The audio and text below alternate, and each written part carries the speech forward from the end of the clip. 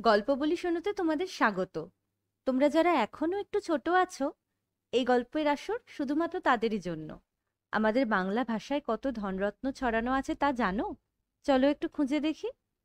গল্প বলি শোনোকে সাবস্ক্রাইব করতে নিচের সাবস্ক্রাইব বাটনটা টিপে দাও, আর পাশের বেল আইকনটা প্রেস করতে ভুলো না কিন্তু।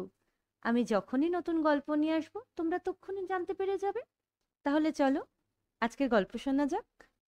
আজকের গল্প আশাপূর্ণা দেবীর কিসে খরচ হলো। চিরকেলে কথাটা চিরকালই ঠিক কথা বলে। সে যে কথা আছে, নামেতে কি করে বাপু, নামেতে কি করে, গোলাপে যে নামে ডাকো সৌরভ বিতরে। এর যে খাঁটি কথা আর কিছু আছে? নেই। কথাটাকে যে ক্ষেত্রেই ফেলো, দেখবে অক্ষরে অক্ষরে মিলে যাবে। তার সাক্ষী দেখো এই প্রবেশিকা পরীক্ষা। একদা এর নাম ছিল এন্ট্রান্স। সেকালের কত কত মহারথীদের নামের সঙ্গে লেগে আছে এই নামের স্মৃতি সৌরভ। তারপর কর্তাদের মর্জি বদলে তার নাম হলো ম্যাট্রিক, তারপর স্কুল ফাইনাল, তারপর হায়ার সেকেন্ডারি, অতঃপর ঘুরে ফিরে আবার সেই স্কুল ফাইনাল। কেন যে এটা হলো কে জানে। ভাষার ভাড়ার থেকে কি একটা নতুন নাম জোটানো যেত না? তবে দ্বিতীয় দফায় আবার স্কুল ফাইনাল না হয়ে যদি অন্য নামই হতো, তফাৎ হতো কিছু? নামই বদল হচ্ছে, কিন্তু রং বদল হচ্ছে কি? অথবা স্বাদ বদল, চেহারা বদল? না। সেই তো পরীক্ষার আগে বাচ্চাদের মুখ শুকনো, চুল রুক্ষ, পেট ভার, জিভে অরুচি, মন খারাপ, মেজাজ তিরিক্ষি, মাথা ভম্বল, দৃষ্টি উদ্ভ্রান্ত, কথা বেঠিক, সবই যথাযথ সেই এন্ট্রান্সের যুগ থেকে। পরবর্তী স্টেজেও আবার বরাবর একই দৃশ্য, অর্থাৎ পরীক্ষার পরে সেই সব বাচ্চাদেরই দেখো যেন হাওয়ায় ভাসছে, পাখির পালকের মতো হালকা হয়ে আকাশে উড়ে বেড়াচ্ছে। তখন মুখ ঝকঝকে, চুল চকচকে, 24 ঘন্টা খাই খাই, যা পাই তাই খাই, মেজাজ গঙ্গাজল, মাথা সুস্থির, দৃষ্টি পরিষ্কার, কথা ঠিকঠাক। হবেই তো। এমন নিশ্চিন্ত নির্ভাবনাময় ভারহীন দায়হীন সুখের কাল কি জীবনে আর আছে? না, এ কাল জীবনে দুবার আসে না। সেই হাতেখড়ির সময় থেকে এ যাবৎকাল সারা বছরে কোয়ার্টারলি, হাফ ইয়ারলি, ফাইনাল, তারপর আবার টার্মিনাল, এই এতগুলো পরীক্ষার টানাপোড়েনে তাতির মাকুর মতো যে ছোটাছুটি চলছে, এখন তাতে ইতি। এখন তার থেকে মুক্তি। এখন বুক ভরে নিঃশ্বাস নেওয়া যায়। সেই ত্রেতা যুগে মাথা থেকে গন্ধমাদন পর্বত নামিয়ে হনুমান যেমন নিঃশ্বাসটি নিয়েছিল, ঠিক তেমনি। সত্যি, পরীক্ষা হয়ে গেছে, অথচ রেজাল্ট বেরোতে দেরি রয়েছে। নিজেদের কীর্তিকাণ্ড সম্বলিত খাতাগুলি কোন গোকুলে অবস্থান করছে কে জানে। অতএব এখন কলেজের কথা উঠছে না। কি মনোরম এই সময়টি! ছাত্র জীবনের ইতিহাসে এটাই বোধহয় স্বর্ণযুগ। আবার এই যে নামেই ডাকো পরীক্ষাটির সময় ছেলেমেয়েদের যেমন স্পেশাল আদর জোটে, ইহজীবনে তেমন আর কখনো জোটে? আর কোন পরীক্ষার সময় এমন বাড়ি থেকে ডাব আসে, শরবত আসে, ফল আসে, মিষ্টি আসে, কেক, বিস্কুট, চকলেট আসে? আসে ছেলেমেয়ের সবচেয়ে প্রিয় খাদ্যগুলি?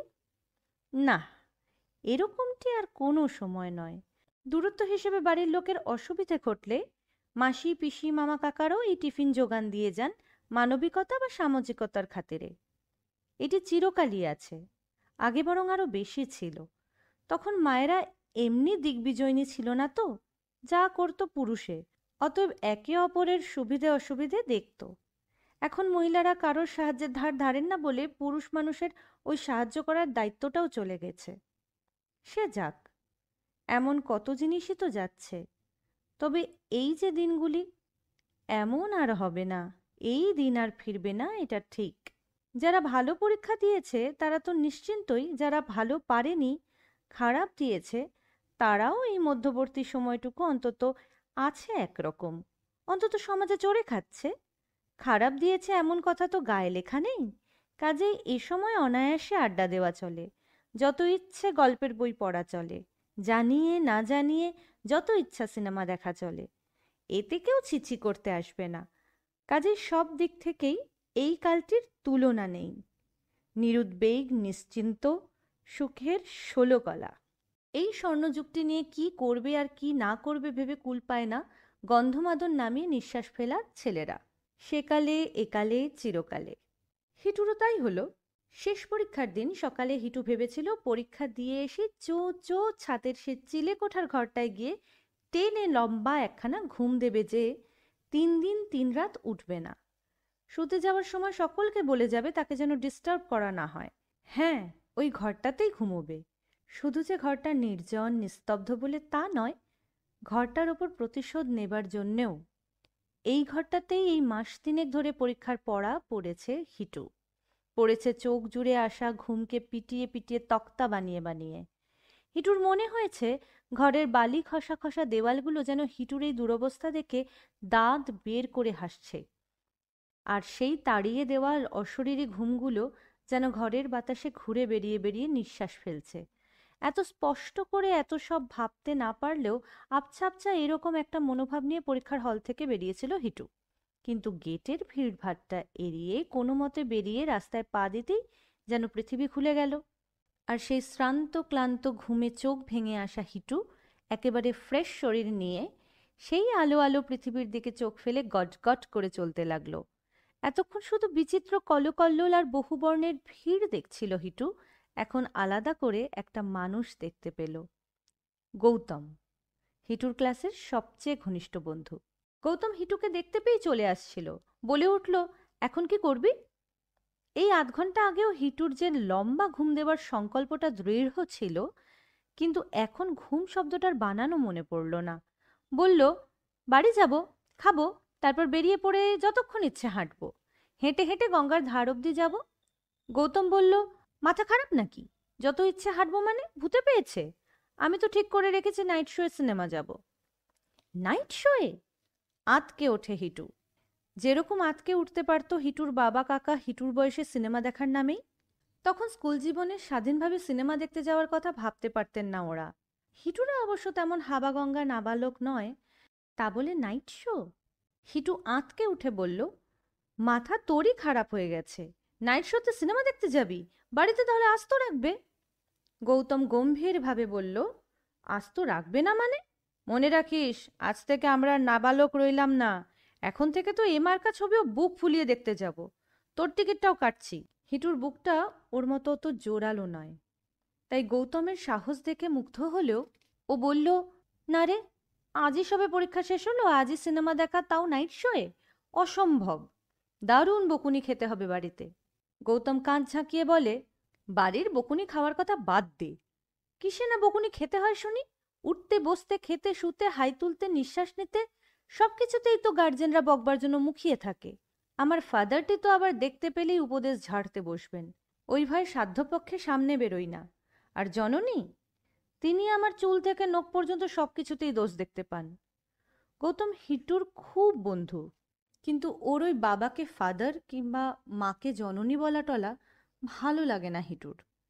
হিটু এখন তাই জোর গলায় বলল, সে তো বড়রা মাত্রই দিয়ে থাকে। আমার ছোটদি তো মাত্র 3 বছরের বড় আমার থেকে, তাও তো সবসময় উপদেশ ছাড়ে।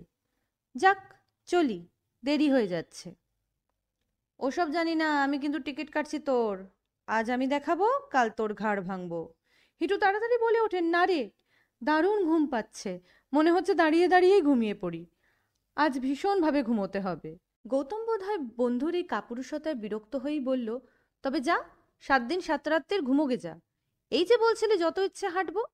সে তো তখন এমনি ভাবছিলাম, এখন না হঠাৎ এতদিনের সব ঘুম বলে প্রায় পালিয়েই যায় হিটু। যদিও হিটু ভেবে রেখেছিল পরীক্ষার পর থেকে সে আর ছোটদের দলে থাকবে না, স্বাধীন সাবালক জীবনের দাবিদার হবে, তবু হঠাৎ একদিনে এতখানি লাভ সাহস হলো না। হিটু এখন হালকা পালকের মতো হাওয়ায় ভাসতে ভাসতে বাড়ি ফিরল। উহ, কি আরাম, কি স্বস্তি! যেন ভয়ঙ্কর একটা দুঃস্বপ্ন থেকে জেগে ওঠা। আকাশে যে এত আলো আছে তাই যেন ভুলে গিয়েছিল। এখন অনেক অনেকগুলো দিন এই আলো দেখতে পাবে হিটু। আচ্ছা, এতগুলো আলো আলো দিন নিয়ে কি করবে হিটু? কি করা যায়? বেরিয়ে বেড়াবে, আড্ডা দেবে, ঘুমোবে, খাবে, গল্পের বই পড়বে, আর সিনেমা টিনেমা দেখবে? না, এতগুলো দিন কখনো শুধু ওইভাবে কাটানো যায়? বড় কিছু একটা করতে হবে। কি সেটা, কি সেটা? কিন্তু শুধুই কি হিটু ভাবছে?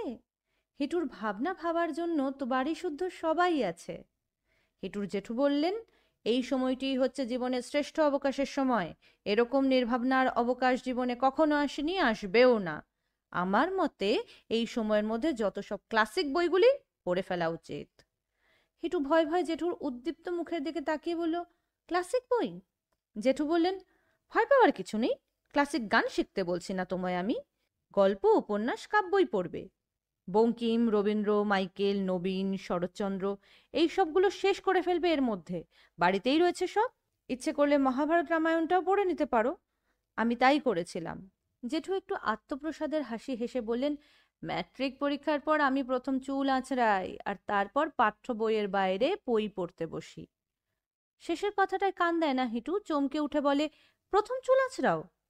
তবে না তো কি, তার আগে কখনো চুল আঁচড়াওনি? জেঠু তেমনি আহ্লাদের হাসি হেসে বলে, ছেলেবেলায় মা যতদিন দাড়ি ধরে আঁচড়ে দিয়েছেন ততদিন আঁচড়েছি, তারপর আর নয়। নিজের হাতে চুলে চিরুনি ঠেকিয়েছি সেই ম্যাট্রিকের পর। তোমাদের এ যুগের মতন কি?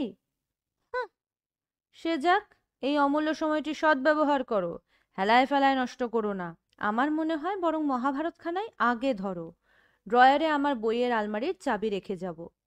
বাবা বললেন, হিটু, হাতে এখন অগাধ সময়। এই সময়টার মধ্যে হেলথটাকে একটু করে ফেলার চেষ্টা কর দেখি।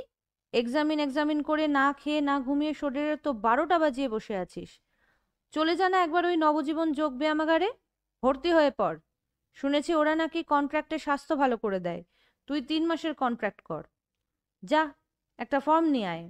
যা টাকা ফাঁকা লাগে আমি এক্ষুনি দিয়ে দিচ্ছি। হিটুর বাবাও একটু ঝলমলে হাসি হেসে বললেন, আমিও তাই করেছিলাম। ম্যাট্রিকের পর পরীক্ষার পরই পড়লাম স্বাস্থ্য নিয়ে। অবশ্যই আমাদের আমলে তোমাদের মতন এমন সুযোগ সুবিধে ছিল না। যা পারি নিজে নিজেই। ব্যায়ামের মধ্যে রোজ ভোরবেলা 1 ঘন্টা মর্নিং ওয়াক, ফিরে এসে 2 মুঠো ছোলা ভিজে আর আদার কুচি, ব্যাস চড়চড়িয়ে বেড়ে উঠেছি। বরং এক কাজ কর, আমার দারুণ একজোড়া ডাম্বেল ছিল বাড়িতে, সেটা খুঁজে বার করে কাল থেকে লেগে যা। হিটুর ছোটকা সে সময় কলকাতায় ছিলেন না, কদিন পরে এলেন। এসেই বললেন, কিরে হিটু, এখন তো দেখছি স্বরাজ পেয়েছিস, করছিসটা কি? খেয়ে খেয়ে আর ঘুমিয়ে ঘুমিয়ে মোটা হচ্ছিস শুধু। দেখ, মানুষ হয়ে জন্মালে তার কিছুটা ট্যাক্স দিতে হয়। সেটা হবে মানুষের মতো কিছু কাজ করা। তোর এই লম্বা ছুটিটা নিয়ে করবি কি? যতদিন খালি আছিস আমার অবৈতনিক বিদ্যালয়টায় নিয়ম করে ক্লাস নে দেখি। এক ঢিলে 2 পাখি, স্কুলটারও উন্নতি হবে, তোরও উন্নতি হবে। কাল থেকেই লেগে পড়। হিটুর মাথা ঘুরে গেল। হিটু মলিন মুখে বলল, তোমার স্কুলটা তো সেই বেলেঘাটায়, সেখানে রোজ যাওয়া যায়? শুনে ছোটকা মাটিতে ঘুষি মারেন। মেরে বললেন, রোজ যাওয়া যায় না? আমি যাচ্ছি না রোজ দুবেলা? অলসতাই জীবনের সেরা শত্রু, বুঝলি? পৃথিবীতে কারবার কাজের শেষ নেই, করে যেতে পারলেই হলো। যত পারো কাজ করো। কথাটা বেশ ভালোই লাগলো হিটুর, বেশ মহান মহান, যেন বিবেকানন্দের বাণীর মতো। সত্যিই ছোট কাকা শুধু তো তেমনি আদর্শবাদী মহানই। হিটু ওর কথা শুনবে, প্রথম কয়েকটা দিন জিরিয়ে আর বন্ধুদের সাথে ঘুরে টুরে নেবে। না হলে ওরা ঠাট্টা করবে। ওরা ধরে নিয়েছে ওদের এখন যা ইচ্ছা করার স্বাধীনতা হয়েছে। তাই হিটুকে বলে, থাক ভাই, তুই আমাদের সঙ্গে মিশিস না, তুই ভালো ছেলে। কাজে কিছুদিন ওদের ব্যাপারে যোগ দিতেই হবে, তারপর লেগে পড়বে কাজ নিয়ে। জেঠু, কাকা, বাবা যে যা বলছেন সব করবে। হাতে অনেক সময়, অগাধ সময়।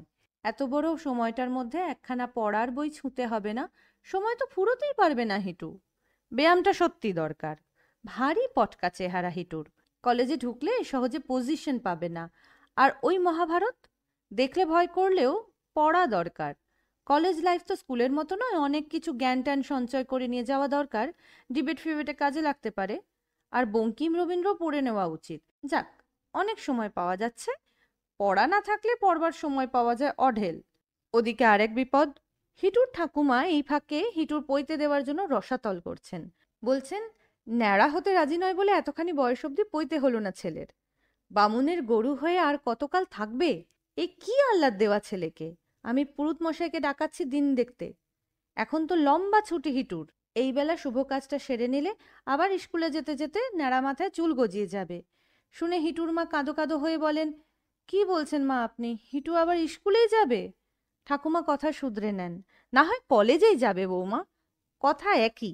আসল কথাটা হচ্ছে এই অবসরে পৈতেটা দেওয়া। ব্যাপারটা প্রায় ঘটিয়েই তুলেছিলেন হিটুর ঠাকুমা, তা পঞ্জিকাই হিটুকে রক্ষা করল। হিটুর এই লম্বা ছুটির মধ্যে মাথা ন্যাড়া করার মতো শুভদিন পঞ্জিকা একটাও বার করে দিতে পারল না। কাজেই রইল তোলা। তা রইল, কিন্তু এইসব কথা টথায় কটা দিন বেমালুম উবে গেল। এদিকে হিটুর মা কেবল লেটার বক্স দেখছেন জামালপুর থেকে চিঠি আসবার আশায়। জামালপুরে হিটুর বড় মাসির বাড়ি। হিটুর মা দিদিকে চিঠি দিয়েছিলেন, ছেলেটা পরীক্ষা দেওয়া পর্যন্ত সবাই মিলে ওকে যেন নিয়ে ডাংগুলি খেলছে। বন্ধুরা, বাড়ির লোকেরা। ভাবছি তোমার কাছে কিছুদিন পাঠিয়ে দিই, শরীরটা সেরে আসুক। তা সে চিঠির উত্তর আর আসে না। হিটুর মার মাথা হেঁট, দিদি এরকম করলো? অথচ পিতুর পরীক্ষার পর দিদি নিজে থেকে বলে কয়ে নিয়ে গিয়েছিল তাকে। বলতে নেই, পিতুটা 1 মাস পরে ফিরলেও যেন মুটকি হাতি হয়ে। আর হিটুর বেলায় কিনা, হ্যাঁ, হিটুর বেলায় জানা গেল তার বড় মাসির বাড়িতে এখন বাসন মাজার ঝি নেই, রান্নার লোক পালিয়েছে, টিউবওয়েলে জল উঠছে না, কুয়োর জল শুকিয়ে গেছে, আর ওখানে এখন খোলা বাজারে চাল পাওয়া যায় না। এসব অসুবিধে সহ্য করে থাকতে যদি পারে, হিটু তালে অবিলম্বেই চলে আসুক। খুব খুশি হবেন মাসি মেশো। চিঠিটা মেশোই লিখেছেন। মাসির শরীর বিশেষ কারণে খারাপ। চিঠি দেখে হিটুর বাবা বললেন, ভালোই হলো, তোর মা তোকে মাসির বাড়ি চালান করার তালে ছিল, খুব ভুল করেছিল। এই গরমে লোকে জামালপুর যায়। তাছাড়া মাসির আদর খেয়ে খেয়ে মুটিয়েই যেতি, হেলথ ভালো হতো না। নবজীবন যোগবে আমাগার। ক্লাসটা শুধু শুধু বন্ধ যেত। ক্লাস বন্ধ শুনে হিটুর বুক ধড়াস করে ওঠে। ভর্তি হলো কবে হিটু? রোজই যাই যাই করছে, হয়ে উঠছে না। আর কোনো কথা নয়, কালই ভর্তি হয়ে নেবে, এখনো হাতে সময় আছে। এদিকে জেঠুও খবর নিচ্ছেন মহাভারত পড়তে কেমন লাগছে হিটুর। হিটু এমন উত্তর দেয় যাতে মিথ্যাও বলা হয় না, সত্যও প্রকাশ হয় না। হিটু দৃঢ় সংকল্প করে, কাল ভোরবেলাই ধরবে। রোজ বেশি বেশি করে পড়ে ফেললেই সেরে নেওয়া যাবে। কিন্তু সেই আরম্ভটা কি হলো? হয় কি, হঠাৎ একদিন বুকের ওপর হাতুড়ির ঘা। সামনের 13 তারিখে রেজাল্ট বেরোচ্ছে। রেজাল্ট সম্পর্কে হিটু বরাবরই নিশ্চিন্ত ছিল, কিন্তু রেজাল্ট বেরোবার তারিখ ঘোষণার খবরে কেমন যেন আতঙ্ক শুরু হয়ে গেল। যদি রোল নম্বরে গড়বড় হয়ে যায়, যদি খাতা হারিয়ে যায়, যদি খাতা দেখার সময় কোনো এক্সামিনের মুড ভালো না থাকে। খুব ভালো লিখে এসেছি ভেবে যে বুকের বলটা এতদিন ছিল, সেটা যেন কোথায় মিলিয়ে যায়। এখন এমনও মনে হতে থাকে সব পেপারগুলো লিখেছিলাম তো। মনের এই অশান্ত অবস্থায় কিনা ছোটকা এসে ঘেন্না দিতে বসলো। অনেক সোশ্যাল ওয়ার্ক করা হয়েছে তো বৎস, আর করার দরকার নেই। এখন বাকি দিনগুলো তোমার ওই গোল্ডেন মুন ফ্রেন্ডদের সঙ্গে হিন্দি সিনেমা আর আড্ডা দিয়ে কাটিয়ে দাওগে। Same same. শুনে হঠাৎ কান্না পেয়ে যায় হিটুর। কদিনই বা ওসব করতে পেল বেচারি। এই এতদিনের মধ্যে তো মাত্র 5টা সিনেমা দেখেছে। আর আড্ডার মতো আড্ডা, সেই বা কদিন। বাড়ি থেকে বেরোতে গেলেই তো হুকুম হয়ে যায়, হিটু বেলা করিস নে, হিটু রাত করিস নে, হিটু সকাল সকাল ফিরবি। তাহলে এতখানি সময় হিটুর গেল কোথায়? কিসে খরচ হলো? আজ এ পর্যন্তই। আবার আসবো অন্য কোনো গল্প নিয়ে। আজ চলি, টাটা।